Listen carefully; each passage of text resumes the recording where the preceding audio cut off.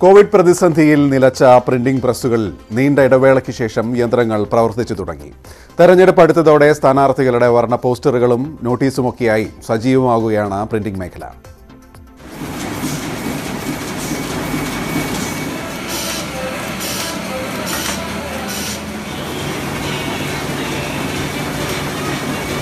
Covid ഭീതി ഇപ്പോഴുമുണ്ട്. Online പ്രചാരണമാണ് പഥ്യം. എങ്കിലും വർണ്ണ പോസ്റ്ററുകളും നോട്ടീസുകളുമൊന്നുമില്ലാതെ എന്ത് തെരഞ്ഞെടുപ്പാണ്?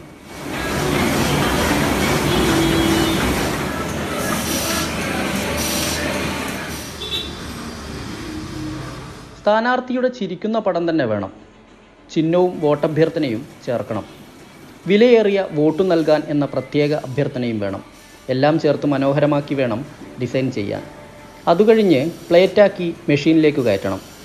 വർണ്ണങ്ങൾ നിറച്ച മെഷീനുകൾക്കിടയിലൂടെ കയറിമറിഞ്ഞ് പുറത്തെത്തും ഒന്നാന്തരം പോസ്റ്ററുകൾ.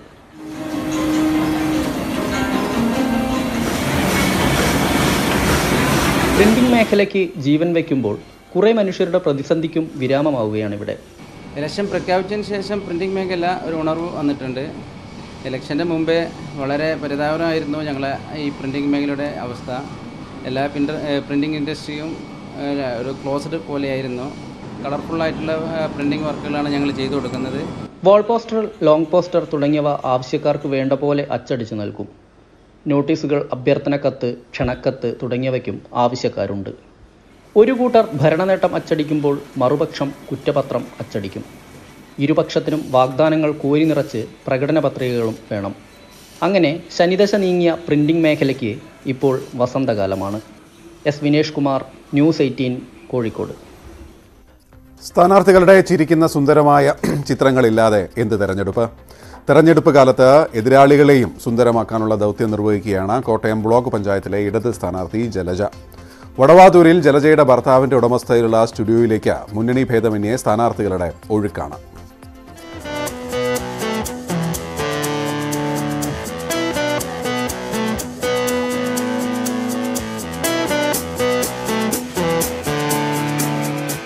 അലക്കൊഴിഞ്ഞിട്ട് പെണ്ണ് കെട്ടാൻ നേരമില്ലെന്ന് പറഞ്ഞതുപോലെയാണ് കോട്ടയം പള്ളം ബ്ലോക്ക് വടവാതൂർ ഡിവിഷനിലെ സ്ഥാനാർത്ഥി ജലജയുടെ കാര്യം. എതിർമുന്നണി സ്ഥാനാർത്ഥികളടക്കം സ്റ്റുഡിയോയ്ക്ക് മുന്നിൽ ക്യൂ നിൽക്കുമ്പോൾ ഭർത്താവിനെ തനിച്ചാക്കി എങ്ങനെ വോട്ട് പിടിക്കും?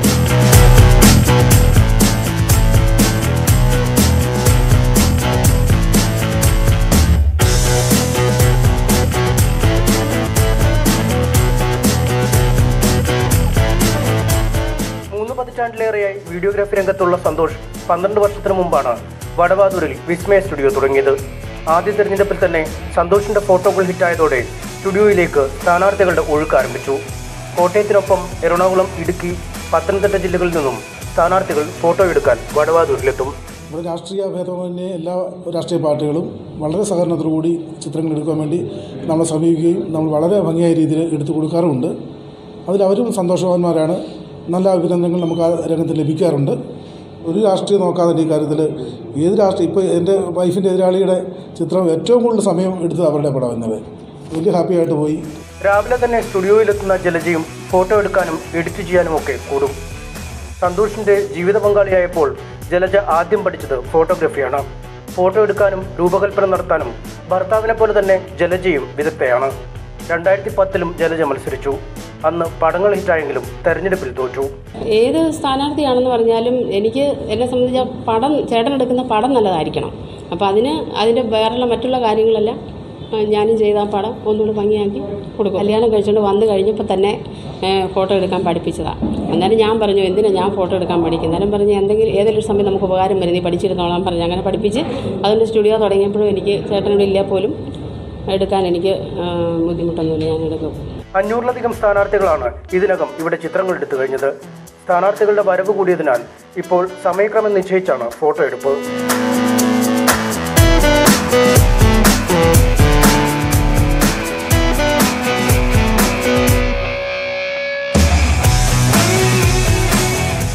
ന്യൂസ് 18 കോട്ടയം. സ്വന്തം തൊഴിൽ സ്വന്തം പ്രചരണത്തിനായി ഉപയോഗിക്കുകയാണ് തൊടുപുഴ ബ്ലോക്ക് പഞ്ചായത്തിലേക്ക് മത്സരിക്കുന്ന അജ്നാസ്. വോട്ടർമാരെ നേരിൽ കണ്ട് വോട്ട് അഭ്യർത്ഥിച്ച ശേഷം ജോലിക്ക് പോകുന്ന സ്ഥാനാർത്ഥികളുണ്ടെങ്കിലും ഇപ്പോഴത്തെ ജോലി തന്റെ തെരഞ്ഞെടുപ്പ് പ്രചാരണത്തിന് മാത്രമായി ഉപയോഗിക്കാനാണ് അജ്നാസിന്റെ തീരുമാനം. തൊടുപുഴ ബ്ലോക്ക് പഞ്ചായത്ത് ഇടവെട്ടി ഡിവിഷനിൽ നിന്നാണ് അജനാസ് മത്സരിക്കുന്നത്. രാവിലെ തന്നെ വോട്ടർമാരെ നേരിട്ട് കണ്ട് വോട്ട് അഭ്യർത്ഥിച്ച ശേഷം ഉപജീവനമാർഗമായ പെയിന്റിംഗ് ജോലിയുടെ വേഷം ധരിച്ച് അജനാസ് വീണ്ടും നാട്ടിലിറങ്ങും. തെരഞ്ഞെടുപ്പ് കാലത്തെ ജോലി സ്വന്തം ചുവരെഴുത്തിന് വേണ്ടിയാണെന്ന് മാത്രം.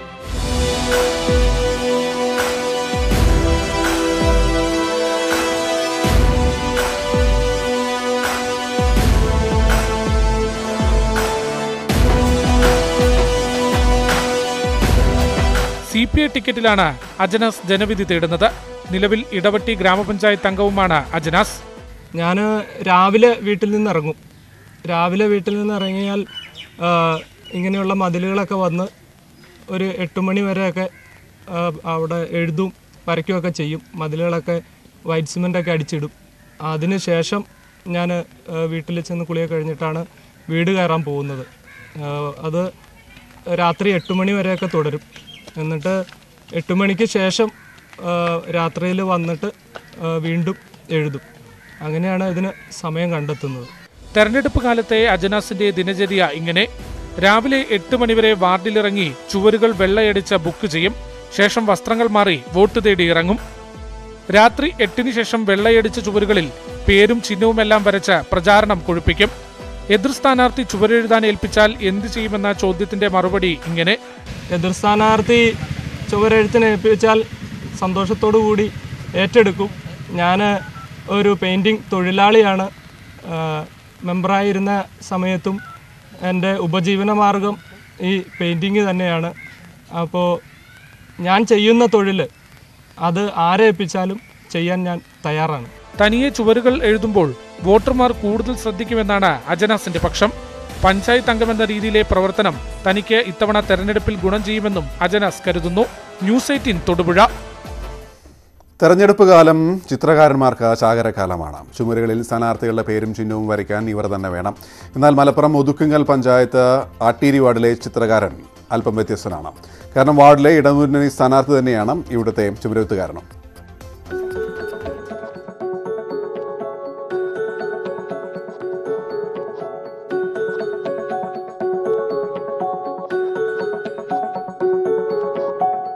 വെള്ളപൂശിയ മതിലിൽ സ്വന്തം പേരെഴുതുകയാണ് പറമ്പിൽ ശശിധരൻ. ഒതുക്കുങ്ങൽ പഞ്ചായത്തിലെ 17-ാം വാർഡിലെ ഇടത് സ്വതന്ത്ര സ്ഥാനാർത്ഥിയാണ് ഇദ്ദേഹം.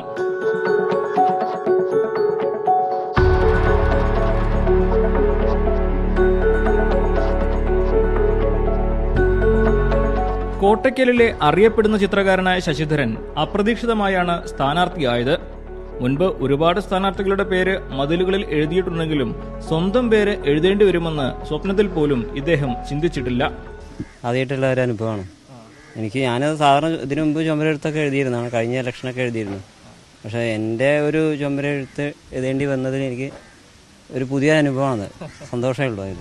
മറ്റുള്ളവർക്ക് വേണ്ടി എഴുതുന്നത് പോലെയാണോ തനിക്ക് വേണ്ടി എഴുതുന്നത് എന്ന് ചോദിച്ചാൽ മറുപടി ഇങ്ങനെ: പണ്ടൊക്കെ നമ്മളൊരു ജോലിൻ്റെ ഒരു ഭാഗമായിട്ട് നമ്മൾ ചെയ്തിരുന്നത്. പക്ഷെ ഇപ്പോൾ എനിക്ക് വേണ്ടി ചെയ്യുമ്പോൾ അത് നമ്മൾ എത്രത്തോളം ഒരു വെറൈറ്റി ആയിട്ട് ഒരു വ്യത്യസ്തമായിട്ട് ചെയ്യാൻ കഴിയുന്നുള്ളതാണ് നോക്കുന്നത്.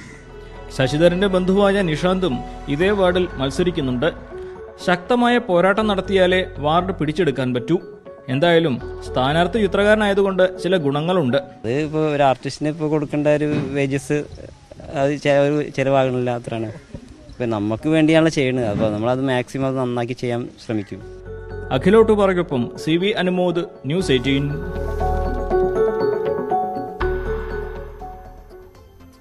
തെരഞ്ഞെടുപ്പ് കാലമായാൽ നാട്ടിലെങ്ങും സ്ഥാനാർത്ഥിയുടെ ബോർഡുകളാണ് ഉണ്ടാവുക. കട്ടപ്പന കുന്തളംപാറയിലെ തെരഞ്ഞെടുപ്പിനെ വ്യത്യസ്തമാക്കുന്നത് മറ്റൊരു ബോർഡാണ്. സ്ഥാനാർത്ഥികൾ ഈ വഴി വരരുത് എന്നാണ് ബോർഡിൽ പറയുന്നത്. തകർന്ന റോഡ് നന്നാക്കാത്തതിൽ പ്രതിഷേധിച്ചാണ് നാട്ടുകാർ ഇങ്ങനെ ഒരു ബോർഡ് സ്ഥാപിച്ചത്. തകർന്നു കിടക്കുന്ന കുന്തളംപാറ റോഡ് നന്നാക്കാത്തതിൽ പ്രതിഷേധിച്ചാണ് നാട്ടുകാർ കുന്തളംപാറ റെസിഡൻസ് വികസന വേദിയുടെ പേരിൽ ബോർഡുകൾ സ്ഥാപിച്ചത്. കഴിഞ്ഞ 10 വർഷമായി വട്ടുകുന്നേൽപ്പടി കുന്തളംപാറ റോഡിൽ കുഴിയടയ്ക്കൽ പോലും നടന്നിട്ടില്ലെന്നാണ് നാട്ടുകാരുടെ ആരോപണം. വൻ കുഴികൾ നിറഞ്ഞ റോഡിൽ ബൈക്ക് യാത്രികരടക്കം അപകടത്തിൽപ്പെടുന്നത് പതിവ് സംഭവമാണ്. വണ്ടിക്ക് ശരിക്കും പണിയാവുകയാണ്. നമുക്ക് യാതൊരു കാരണവശാലും പോലും ഓടിയാൽ നമുക്ക് മുതലാകാൻ പറ്റുന്നില്ല. അതാണ് ഇപ്പോഴത്തെ അവസ്ഥ. കാരണം യാത്രക്കാരോടാണെങ്കിൽ നമുക്ക് ഒന്നും ചോദിക്കാനും പറ്റത്തില്ല. അവരുടെ അവസ്ഥ അതേ അവസ്ഥയാണ്. അപ്പം നമ്മൾ വിളിച്ചാൽ നമുക്ക് വരാതിരിക്കാൻ പറ്റത്തില്ല. അതൊക്കെയാണ് ഇപ്പോഴത്തെ സാഹചര്യങ്ങൾ. മുൻ വർഷങ്ങളിൽ റോഡ് നന്നാക്കുമെന്ന് വാഗ്ദാനം നൽകി അധികാരത്തിലെത്തിയവർ പിന്നീട് പ്രദേശവാസികളെ അവഗണിച്ചതായും ആക്ഷേപമുണ്ട്. അതിനാലാണ് ഇത്തവണ അറിയിപ്പുമായി വികസനവേദി ബോർഡ് സ്ഥാപിച്ചത്. ന്യൂസ് 18 തൊടുപുഴ. തെരഞ്ഞെടുപ്പ് കാലമായാൽ സ്ഥാനാർത്ഥികളുടെ വാഗ്ദാന പെരുമഴയാണ്. 50 വർഷമായി തിരുവനന്തപുരം അമ്പൂരി കുമ്പിച്ചിൽ കടവ് നിവാസികൾ കേൾക്കുന്ന പൊള്ള വാഗ്ദാനം എന്താണെന്നറിയാം ഇനി.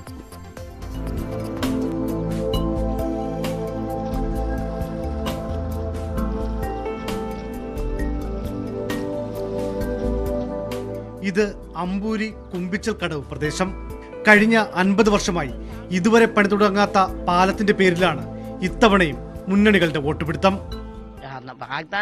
വാഗ്ദാനക്കാർ പലരും ചെയ്തു. ഈ ഇലക്ഷന്റെ സമയം വരുമ്പോഴൊക്കെ ഞങ്ങൾക്ക് പാലം വരുന്നുണ്ട്. പിന്നെ ഇവിടെ തറയെ കാണാനില്ല, നാക്കുകൊണ്ടുള്ള പാലം ഞങ്ങൾക്ക് വരുന്നുണ്ട്. ഇപ്പൊ അവസാനത്തെ പാർട്ടിക്കാരാണ്. ഞങ്ങൾക്ക് കിട്ടിയില്ലെങ്കിലും വേണ്ടില്ല, ഞങ്ങൾക്ക് കയറി നടക്കാൻ വരും തലമുറകൾക്ക് അവർക്കെങ്കിലും ഇതൊരു അനുഗ്രഹമാകട്ടെ എന്നോർത്തോണ്ട് ഞങ്ങൾ ഇരിക്കണം. ആദിവാസി സെറ്റിൽമെന്റുകളായ ചാക്കപ്പാറ, കുന്നത്തുമല, കള്ളുകാട്, തെന്മല, പൊരിമല, അഗസ്ത്യാർകൂടം എന്നിവിടങ്ങളിലേക്ക് പോകാനുള്ള ഏക മാർഗമാണ് ഈ കടത്ത്.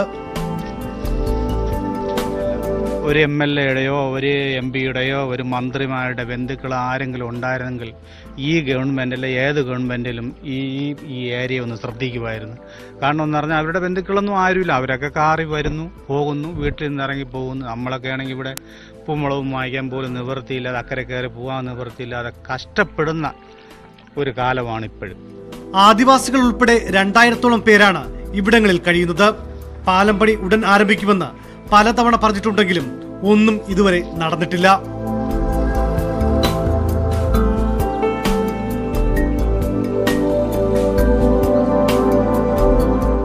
പാലം കടക്കുവോളം നാരായണ നാരായണ, പാലം കടക്കുമ്പോൾ കൂരായണ എന്നത് രാഷ്ട്രീയക്കാരുടെ പൊള്ള വാഗ്ദാനം സംബന്ധിച്ച സ്ഥിരം പഴഞ്ചൊല്ലാണ്. എന്നാൽ അമ്പൂരി കുമ്പിച്ചൽ കടവിലെത്തുന്നവർക്ക് കടക്കാൻ ഒരു പാലം പോലുമില്ല. ഇത്തവണയും പാലം എത്തിക്കുമെന്ന പൊള്ള വാഗ്ദാനം തന്നെയാണ് രാഷ്ട്രീയ പാർട്ടികൾ മുന്നോട്ട് വയ്ക്കുന്നത്. ക്യാമറാമാൻ കൃഷ്ണപ്രസാദിനൊപ്പം VS അനു, ന്യൂസ് 18 തിരുവനന്തപുരം. കുടിവെള്ളമില്ലെങ്കിൽ വോട്ടില്ല എന്ന നിലപാടിലാണ് കുമളിയിലെ 50 കുടുംബങ്ങൾ. പഞ്ചായത്ത് പ്രഖ്യാപിച്ച കുടിവെള്ള പദ്ധതി കരാറുകാരുടെ അനാസ്ഥ മൂലം മുടങ്ങിക്കിടക്കുകയാണ്. ഇക്കാരണത്താൽ തദ്ദേശ തെരഞ്ഞെടുപ്പിൽ വോട്ട് ബഹിഷ്കരിക്കാനാണ് കുഴിങ്കണ്ടം നിവാസികളുടെ തീരുമാനം.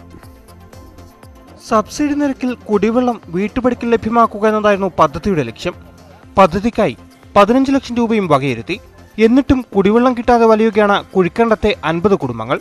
5 വർഷമായിട്ട് കുടിവെള്ള പദ്ധതിക്ക് വേണ്ടി ഞങ്ങൾ ഓരോ പഞ്ചായത്ത് മീറ്റിങ്ങിനും പോയി അപേക്ഷ കൊടുത്തുകൊണ്ടിരിക്കുക. 5 വർഷമായിട്ട് ഇന്ന് തരും, നാളെ തരും, മറ്റന്നാൾ തരുമെന്ന് പറഞ്ഞിങ്ങനെ ഞങ്ങളെ കളിപ്പിച്ചുകൊണ്ടിരിക്കുക. നിലവിൽ കുഴൽക്കിണറിലെ വെള്ളമാണ് ഇവരുടെ ഏക ആശ്രയം. അതാകട്ടെ മലിനവും. ഞങ്ങൾക്ക് ഇവിടെ ആണെങ്കിൽ കുടിവെള്ളം ബോർവെല്ലിട്ട എല്ലാം അഴുക്ക് വെള്ളമാണ്. അത് 12% ഇരുമ്പ് അംശമാണ് ഉള്ളത്. അത് ഒരു കാരണവശാലും ശുദ്ധീകരിച്ച് പോലും എടുക്കാൻ പറ്റാത്ത ഒരു അവസ്ഥയിലാണ് ഞങ്ങൾ ഇവിടെ കഴിഞ്ഞുകൂടുന്നത്. 10,000 രൂപ ഒരു കുടുംബം മുടക്കിയാൽ 5,000 രൂപ സബ്സിഡി ലഭിക്കുന്നതായിരുന്നു പദ്ധതി. കരാറുകാരന്റെ അനാസ്ഥയാണ് പദ്ധതി നീളാൻ കാരണമെന്നാണ് പഞ്ചായത്തിന്റെ വാദം. പലപ്പോഴും കോൺട്രാക്ടറിനെ വിളിച്ചിട്ട് ഈ വർക്ക് ഒഴിയുവാണെങ്കിൽ തൊട്ടടുത്ത കരാറുകാരനെ ഇത് എടുത്തോളാന്ന് പറഞ്ഞ സാഹചര്യത്തിൽ പുള്ളി ഇത് ഇവിടുത്തെ ഈ വർക്ക് ഇവിടത്തുമില്ല, ഈ ജനത്തിനെ ദ്രോഹിക്കുന്ന നിലപാടാണ്. തദ്ദേശ തെരഞ്ഞെടുപ്പിൽ കുഴിക്കണ്ടത്ത് കുടിവെള്ളം തന്നെയാണ് പ്രധാന ചർച്ചാ വിഷയം. വെള്ളം ലഭിച്ചില്ലെങ്കിൽ തെരഞ്ഞെടുപ്പ് ബഹിഷ്കരിക്കുമെന്ന നിലപാടിലാണ് ഇവിടുത്തെ ജനങ്ങൾ. ന്യൂസ് 18 കുമളി. പൗരോഹിത്യ പാരമ്പര്യ കുടുംബത്തിലെ ക്ഷേത്ര തന്ത്രിയുടെ മകൾ CPM സ്ഥാനാർത്ഥി. തിരുമുല്ലവാരം ഡിവിഷനിൽ മത്സരിക്കുന്ന CPM സ്ഥാനാർത്ഥി U പവിത്ര നഗരസഭയിലെ ഏറ്റവും പ്രായം കുറഞ്ഞ സ്ഥാനാർത്ഥി കൂടിയാണ്. VV വിനോദിന്റെ റിപ്പോർട്ട്. കൊല്ലം കോർപ്പറേഷനിൽ ഇടതുപക്ഷത്തിന്റെ ഏറ്റവും പ്രായം കുറഞ്ഞ സ്ഥാനാർത്ഥിയാണ് U പവിത്ര. 24 വയസ്സുകാരിയാണ്. അതുമാത്രമല്ല പ്രത്യേകത, പൗരോഹിത്യത്തിന്റെ പാരമ്പര്യമുള്ള കുടുംബ പശ്ചാത്തലത്തിൽ നിന്നാണ് പുരോഗമന പ്രസ്ഥാനത്തിലേക്ക് പവിത്ര എത്തിയത്. SFIയുടെ തീപ്പൊരി നേതാവാണ്. പവിത്രയോട് തന്നെ കൂടുതൽ കാര്യങ്ങൾ ചോദിക്കാം. നമ്മൾ ആദ്യം കുടുംബ ഒരു പശ്ചാത്തലം കൂടിയുണ്ട്. അത് വലിയ കൗതുകമുള്ള കാര്യമല്ലെങ്കിൽ കൂടി ഇന്നത്തെ ഒരു സാഹചര്യത്തിൽ അങ്ങനെ ഒരു പശ്ചാത്തലം, വേദമന്ത്രങ്ങളും പൗരോഹിത്യവും പൂജയും ഒക്കെ ഉള്ള ഒരു കുടുംബം. അച്ഛൻ നേരത്തെ ദേവസ്വം ബോർഡിൻ്റെ മേൽശാന്തിയായിരുന്നു. അവിടെ നിന്നാണ് ഒരു വിപ്ലവ പ്രസ്ഥാനത്തിലേക്ക് മകൾ എത്തിയത്. എന്തായിരുന്നു അതിൻ്റെ ഒരു പശ്ചാത്തലം, സാഹചര്യം? ക്യാമ്പസിൽ പഠിക്കാൻ പോയപ്പോൾ SFIയുടെ പ്രവർത്തനങ്ങളും ആശയങ്ങളും തന്നെയാണ് എന്നും ആവേശമായിട്ടുള്ളത്. അവിടെ SFIയുടെ പ്രവർത്തനം യൂണിറ്റ് കമ്മിറ്റിയിൽ ആരംഭിച്ചു. അത് കഴിഞ്ഞ് അസോസിയേഷൻ സെക്രട്ടറി ആയിരുന്നു. അത് കഴിഞ്ഞിട്ട് ചെയർപേഴ്സൺ.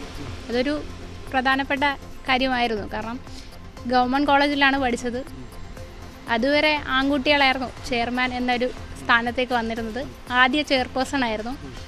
അവിടെ നിന്ന് പിന്നീടും പഠനം MCOM പഠിക്കാൻ ആരംഭിച്ചു. അവിടെ UUC ആയിരുന്നു.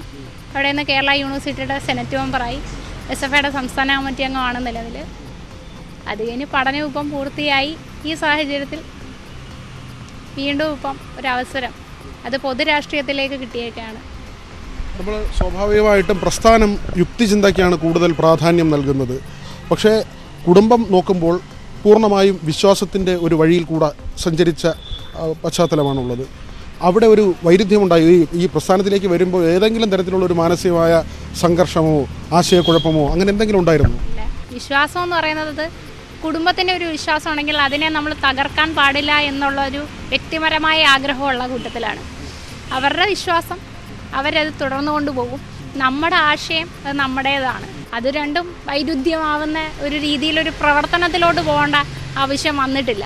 മകൾ ഒരു പുരോഗമന പ്രസ്ഥാനത്തിലേക്ക് പോകുമ്പോൾ എന്തെങ്കിലും ഒരു ബുദ്ധിമുട്ടുണ്ടായിരുന്നു? മകളെ തടയുകയോ അല്ലെങ്കിൽ പ്രോത്സാഹിപ്പിക്കുക എന്തായിരുന്നു ആ ഘട്ടത്തിൽ ചെയ്തത്? മകളെ ഡിഗ്രിക്ക് ചവറ കോളേജിൽ പഠിക്കുന്ന സമയത്താണ് ആദ്യമായിട്ട് ഇങ്ങനെ ഒരു തെരഞ്ഞെടുപ്പ് കോളേജിൻ്റെ തെരഞ്ഞെടുപ്പിനെ എന്നോട് പറഞ്ഞത് ആഗ്രഹം അറിയിച്ചു. ഞാൻ പറഞ്ഞു കോളേജിൽ പഠിക്കുമ്പോൾ ഏതായാലും SFI സംഘടനയിലാണെങ്കിൽ പ്രവർത്തിച്ചോളൂ. തിരുവിതാംകൂർ ദേവസ്വം ബോർഡിൽ ജോലി ചെയ്യുന്ന കാലഘട്ടത്തിലും എൻ്റെ ട്രേഡ് യൂണിയൻ ഇടതുപക്ഷത്തിൻ്റേതായിരുന്നു. ഞാൻ ഇപ്പോഴും അതിൻ്റെ പെൻഷൻ ഫെഡറേഷനിലാണ് നിലകൊള്ളുന്നത്. അപ്പോൾ എനിക്ക് മറ്റുള്ള എതിർപ്പുകളൊന്നും മറ്റുള്ളവരുടെ പറയുന്നതൊന്നും ശ്രദ്ധിക്കേണ്ട കാര്യമില്ല. ചേച്ചി എന്താ പറയുന്നു? മകൾ ഇങ്ങനെ ഒരു മത്സരരംഗത്തേക്ക് വരും? സന്തോഷമേ ഉള്ളൂ മത്സരിക്കുന്നതിന്. പിന്നെ ജയിച്ചു വരട്ടെ. നമ്മൾ ഈ സന്ധ്യയ്ക്ക് വീട്ടിൽ വിളക്ക് വയ്ക്കുക അങ്ങനെയൊക്കെയുള്ള കാര്യമുണ്ടല്ലോ. അപ്പോൾ ഈ വിപ്ലവ പ്രസ്ഥാനവും വിശ്വാസവും കൂടെയൊക്കെ വരുമ്പോൾ ചേച്ചി വിശ്വാസമൊക്കെ ഉണ്ട്.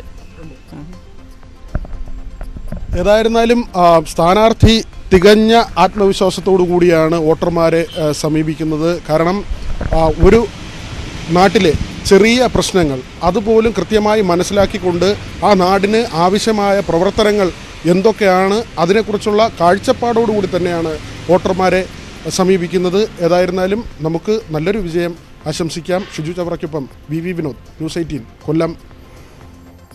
ഇടുക്കിയിലെ നെടുങ്കണ്ടം പഞ്ചായത്ത് പ്രസിഡന്റ് പദവി ഇത്തവണ വനിതാ സംവരണമാണ്. LDFിലും UDFിലും പ്രസിഡന്റ് സ്ഥാനത്തേക്ക് ഉയർന്നു കേൾക്കുന്ന പേരുകളിൽ ബന്ധുക്കളായ 2 പേരാണ് പ്രഥമ സ്ഥാനത്തുള്ളത്. UDFിൽ ശ്യാമള വിശ്വനാഥിൻ്റെയും LDFിൽ വിജിമോൾ വിജയൻ്റെയും പേരുകളാണ് പ്രസിഡന്റ് പദവിയിലേക്ക് പരിഗണിക്കുന്നത്. നെടുങ്കണ്ടത്തെ കോൺഗ്രസിന്റെ പ്രധാന വനിതാ മുഖമാണ് ശ്യാമള വിശ്വനാഥൻ. മുൻ പഞ്ചായത്ത് പ്രസിഡന്റും കഴിഞ്ഞ ഭരണസമിതിയിലെ സ്റ്റാൻഡിംഗ് കമ്മിറ്റി ചെയർപേഴ്സണുമായിരുന്നു ശ്യാമള. പ്രസിഡന്റ് പദവി വനിതാ സംവരണമായപ്പോൾ ശ്യാമള വിശ്വനാഥന്റെ പേരാണ് UDFിൽ മുൻപന്തിയിലുള്ളത്. LDFിൽ പ്രസിഡന്റ് പദവിയിലേക്ക് ഉയർന്നു കേൾക്കുന്ന പേര് ശ്യാമളയുടെ അമ്മായിയുടെ മകളായ വിജിമോൾ വിജയന്റെയാണ്. എന്നാൽ രാഷ്ട്രീയം ഇരുവർക്കും കുടുംബകാര്യമല്ല.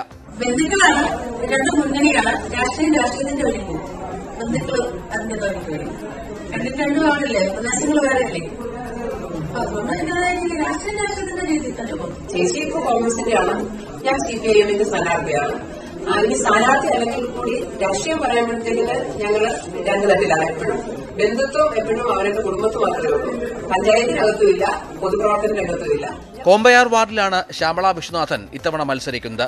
ജനറൽ വാർഡായ രാമക്കൽമേട്ടിൽ നിന്നും ഒരിക്കൽ കൂടി ജനവിധി തേടുകയാണ് വിജിമോൾ വിജയൻ. മുന്നണി സമവാക്യങ്ങൾ മാറിയതോടെ ശക്തമായ പോരാട്ടമാണ് നെടുങ്കണ്ടം പഞ്ചായത്തിൽ. ന്യൂസ് 18 നെടുങ്കണ്ടം. സിറ്റിംഗ് സീറ്റ് വനിതാ സംവരണമായപ്പോൾ അനുജന്റെ ഭാര്യയെ ഏൽപ്പിച്ച് അടുത്ത വാർഡിൽ മത്സരിക്കാൻ പോയി. തിരിച്ചെത്തിയപ്പോൾ സാക്ഷാൽ അനുജൻ തന്നെ എതിർ സ്ഥാനാർത്ഥിയായി മത്സരരംഗത്ത്. പാലാ മുത്തോലി പഞ്ചായത്തിലാണ് സഹോദരന്മാർ തമ്മിലുള്ള ഈ പോരാട്ടം. തദ്ദേശ തെരഞ്ഞെടുപ്പിൽ തുടർച്ചയായി 3ാം ജയം ലക്ഷ്യമിട്ടാണ് NDA സ്ഥാനാർത്ഥി G രഞ്ജിത്ത് വെള്ളിയപ്പള്ളിൽ വാർഡിലെത്തിയത്. 2010-ൽ വാർഡിൽ നിന്നും ജയിച്ചു. എന്നാൽ 2015-ൽ വനിതാ സംവരണമായതോടെ വാർഡ് കൈവിട്ടു പോകാതിരിക്കാൻ ഒരു തന്ത്രം പയറ്റി. അനുജന്റെ ഭാര്യയെ തന്നെ സ്ഥാനാർത്ഥിയാക്കി. രഞ്ജിത്ത് തൊട്ടടുത്തുള്ള മീനച്ചിൽ വാർഡിലേക്ക് മാറുകയും അവിടെ വിജയിക്കുകയും ചെയ്തു. ഇത്തവണ വെള്ളിയപ്പള്ളിൽ ജനറൽ വാർഡായതോടെ തിരിച്ചെത്തി മത്സരിക്കാൻ കച്ചകെട്ടിയപ്പോഴാണ് ശരിക്കും ഞെട്ടിയത്. അനുജൻ തന്നെ എതിർ സ്ഥാനാർത്ഥി. എന്നാൽ മത്സരത്തിൽ ബന്ധങ്ങൾക്ക് പ്രസക്തിയില്ലെന്നും വികസന പ്രവർത്തനങ്ങൾ വിജയം കൊണ്ടുവരുമെന്നാണ് രഞ്ജിത്തിന്റെ വിശ്വാസം. ഇവിടെ വളരെ ആത്മവിശ്വാസത്തോടുകൂടി തന്നെയാണ് ഞാനിവിടെ മത്സരിക്കുന്നത്. കാരണം ആ 2010-15 കാലഘട്ടത്തിൽ ഞാൻ മെമ്പറായി ഇവിടെ വരുമ്പോൾ ഈ വാർഡിൻ്റെ ഏറ്റവും വലിയ ഒരു പ്രശ്നം എന്ന് പറയുന്നത് കുടിവെള്ള ക്ഷാമമായിരുന്നു. ആ കുടിവെള്ള ക്ഷാമം പരിഹരിക്കാൻ സാധിച്ചു എന്ന ആത്മവിശ്വാസത്തോടു കൂടിയാണ് ഈ തവണ ഞാൻ മത്സരരംഗത്ത് ഇറങ്ങുന്നത്. ഏതാണ്ട് 4 പദ്ധതികളിലായിട്ട് 250-300ഓളം കുടുംബങ്ങൾക്ക് 24 മണിക്കൂറും ശുദ്ധജലം കൊടുക്കുവാൻ എനിക്ക് സാധിച്ചിട്ടുണ്ട്. ഇപ്പോൾ 7 വർഷമായി. 7 വർഷമായിട്ടും ഒരു ദിവസം പോലും ഈ കുടിവെള്ളം മുടങ്ങാതെ 24 മണിക്കൂർ ഇപ്പോഴും വെള്ളം കിട്ടുന്നു എന്നാണ് എൻ്റെ ഏറ്റവും വലിയ സന്തോഷം. അനുജന്റെ ഭാര്യ സന്ധ്യ UDF ടിക്കറ്റിലാണ് കഴിഞ്ഞ തവണ പഞ്ചായത്ത് അംഗമായത്. സന്ധ്യയുടെ ഭർത്താവും രഞ്ജിത്തിന്റെ സഹോദരനുമായ രൺദീപ് ഇത്തവണ മത്സരിക്കുന്നത് ഇടത് സ്ഥാനാർത്ഥിയായി. രഞ്ജിത്ത് NDA സ്ഥാനാർത്ഥിയും. ഇങ്ങനെ ഒരു രാഷ്ട്രീയ സമവാക്യം കൂടി ഈ മത്സരത്തിലുണ്ട്. ഭാര്യയുടെ വികസന പ്രവർത്തനങ്ങൾ വോട്ടാക്കുമെന്നാണ് രൺദീപിന്റെ പ്രതീക്ഷ. എൻ്റെ സഹോദരനാണ് മത്സരിക്കുന്നത്. അദ്ദേഹം BJPയുടെ പാലാ നിയോജകമണ്ഡലം പ്രസിഡന്റാണ്. അദ്ദേഹം ഒരു ടീമിലിവിടെ ഇതിനു മുമ്പിലത്തെ ടീമിലിവിടെ മത്സരിച്ചിട്ടുണ്ട്, ജയിച്ചിട്ടുണ്ട്. പക്ഷേ ഇപ്പോൾ അതല്ല, ഏതാണ്ട് 70ഓളം കുടുംബങ്ങളാണ് ഞങ്ങൾ കേരള കോൺഗ്രസ് പാർട്ടിയിലേക്ക് ഈ കഴിഞ്ഞ 5 വർഷം കൊണ്ട് സന്ധി ജയിച്ചു കഴിഞ്ഞിട്ട് ഏതാണ്ട് 70ഓളം കുടുംബങ്ങൾ തന്നെ കേരള കോൺഗ്രസ് പാർട്ടിയിലോട്ട് മാണിസാറിനൊപ്പം ഞങ്ങൾ മാറുകയും ആ ആദർശവുമായിട്ട് മാണിസാറിൻ്റെ ആദർശവുമായിട്ട് പൊരുത്തപ്പെട്ടു പോവുകയും ചെയ്തു. അതുകൊണ്ട് ആ അന്നത്തെ കാലത്തെ വലിയൊരു ശക്തിയൊന്നും ഈ അദ്ദേഹത്തിൻ്റെ വിജയത്തിന് ഉണ്ടാവുമെന്ന് എനിക്ക് തോന്നുന്നില്ല. ഞാൻ രണ്ടുപേരും അവനവൻ്റെ രാഷ്ട്രീയം നോക്കുന്നു. അദ്ദേഹത്തിൻ്റെ രാഷ്ട്രീയം, ഞാൻ എൻ്റെ രാഷ്ട്രീയം. രഞ്ജിത്തിനോടും രൺദീപിനോടും മത്സരിക്കാനുള്ള UDF സ്ഥാനാർത്ഥിയെ ഔദ്യോഗികമായി പ്രഖ്യാപിച്ചിട്ടില്ല. മുന്നണി സ്ഥാനാർത്ഥി എന്ന പേരിൽ നിരവധി പേർ പത്രിക നൽകിയിട്ടുണ്ട്. പത്രിക പിൻവലിക്കാനുള്ള സമയം തീരുമ്പോൾ മാത്രമേ ചിത്രം തെളിയൂ. ന്യൂസ് 18 കോട്ടയം. സഹപ്രവർത്തകർ തമ്മിലുള്ള തെരഞ്ഞെടുപ്പ് പോരിനാണ് വിളക്കുടി ഗ്രാമപഞ്ചായത്ത് സാക്ഷ്യം വഹിക്കുന്നത്. 17-ാം വാർഡിൽ നിന്ന് ജനവിധി തേടുന്നത് സഹപ്രവർത്തകരായ അധ്യാപികമാരാണ്. Kunnicode Avaneeswaram APPM vocational higher secondary സ്കൂളിലെ അധ്യാപികമാരാണ് മീര ആർ നായരും L ലീന സുരേഷും. വിളക്കുടി പഞ്ചായത്തിലെ 17-ാം വാർഡിലെ LDF UDF സ്ഥാനാർത്ഥികൾ. പാർട്ടി കുടുംബങ്ങളിൽ നിന്നാണ് ഇരുവരുടെയും വരവ്. ഇരുവർക്കും തികച്ചും അപ്രതീക്ഷിതമാണ് ഈ സ്ഥാനാർത്ഥിത്വം. KPCC അംഗമായിരുന്ന P രാമചന്ദ്രൻ നായരുടെ മകളാണ് കോൺഗ്രസ് സ്ഥാനാർത്ഥിയായ മീര ആർ നായർ. വിളക്കുടി ഗ്രാമപഞ്ചായത്ത് പ്രസിഡന്റായിരുന്ന M ശ്രീധരൻപിള്ളയുടെ മകളാണ് ഇടതുമുന്നണി സ്ഥാനാർത്ഥിയായ ലീന സുരേഷ്. സ്കൂളിൽ ഞങ്ങൾ അടുത്ത സുഹൃത്തുക്കളാണെങ്കിലും പാർട്ടിയുടെ ആ വിജയസാധ്യതയുള്ള സ്ഥാനാർത്ഥി എന്ന നിലയിൽ എന്നെക്കൊണ്ട് കഴിയുന്ന വോട്ടുകൾ ശേഖരിച്ച് എൻ്റെ പാർട്ടിയെ വിജയത്തിലേക്ക് എത്തിക്കൂ എന്നതാണുള്ളതാണ് എൻ്റെ ലക്ഷ്യം. ഞങ്ങൾ രണ്ടുപേരും ഒരേ സ്ഥാപനത്തിൽ ജോലി ചെയ്യുന്നു, അതൊക്കെ ശരിയാണ്. പക്ഷേ പിന്നെ അത് സൗഹൃദത്തിനൊന്നും ഒരു പ്രശ്നവും ഉണ്ടാവത്തില്ല. തീർച്ചയായിട്ടും ഒരു ആരോഗ്യപരമായ മത്സരം തന്നെയാണ് ഞങ്ങൾക്കിഷ്ടം. പക്ഷേ നമ്മൾ രാഷ്ട്രീയപരമായി ചിന്തിക്കുമ്പോൾ തീർച്ചയായിട്ടും ഒരു വ്യത്യാസം വന്നേ മതിയാകൂ. തെരഞ്ഞെടുപ്പ് രംഗത്ത് മുന്നണികൾ എതിരാളികളാണെങ്കിലും സൗഹൃദം വിട്ടുള്ള മത്സരത്തിനൊന്നും ഈ അധ്യാപികമാർ തയ്യാറല്ല. ഭവന സന്ദർശനങ്ങളും പ്രചാരണ തന്ത്രങ്ങളുമായി ഇരുവരും ഒപ്പത്തിനൊപ്പം മുന്നേറുകയാണ്. ന്യൂസ് 18 വിളക്കുടി. കൂടുതൽ വാർത്തകൾക്കും വിശദാംശങ്ങൾക്കും malayalam.news18.com സന്ദർശിക്കുക.